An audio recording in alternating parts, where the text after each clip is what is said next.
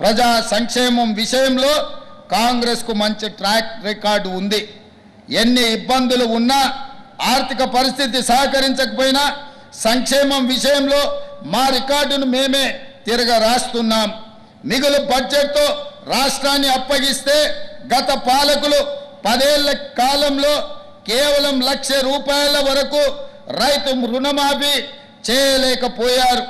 మేము అధికారంలోకి వచ్చిన 6 నెలల్లో ఏకకాలంలో ₹2 లక్షల రుణమాఫీ, దాదాపుగా 23 లక్షల రైతులకు రుణ విముక్తి కల్పించి వాళ్ళ కళ్ళల్లో ఆనందం చూసి వ్యవసాయం అంటే దండుగ కాదు, వ్యవసాయం అంటే పండుగ అని నిరూపించి ఈనాడు ప్రజా పాలనను ముందుకు తీసుకువెళ్తున్నాము. 6 నెలల వ్యవధిలో 18,000 కోట్ల రూపాయలు వాళ్ళ ఖాతాలో వేయడం జరిగింది. భారతదేశ చరిత్రలో ఎక్కడైనా ఈ గొప్ప చరిత్ర ఏ రాష్ట్రంలోనైనా జరిగిందా? ఇది రైతుల విషయంలో మా కమిట్మెంట్. మన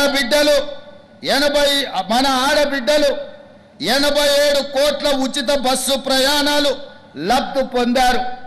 ఆర్టీసీ బస్సుల్లో ఆడబిడ్డలకు ఉచిత ప్రయాణం డిసెంబర్ 9, 2023 నాడు ప్రారంభిస్తే ఈనాటికి ఆడబిడ్డలు 87 కోట్ల మంది బస్సుల్లో ప్రయాణం చేశారు. దాదాపుగా 2,958 కోట్ల రూపాయలను రాష్ట్ర ప్రభుత్వం రవాణా శాఖకు చెల్లించి రవాణా శాఖను కూడా పునరుజ్జీవింపజేసి 50,000 మంది ఆర్టీసీ కార్మికులను ఆదుకొని ప్రతి నెల మొదటి వారంలోనే వాళ్లకు జీత భత్యాలు అందే విధంగా వాళ్ళ ఆర్థిక వ్యవస్థను బలోపేతం ఈ ప్రజా పాలనలో మనం చేపట్టడం జరిగింది.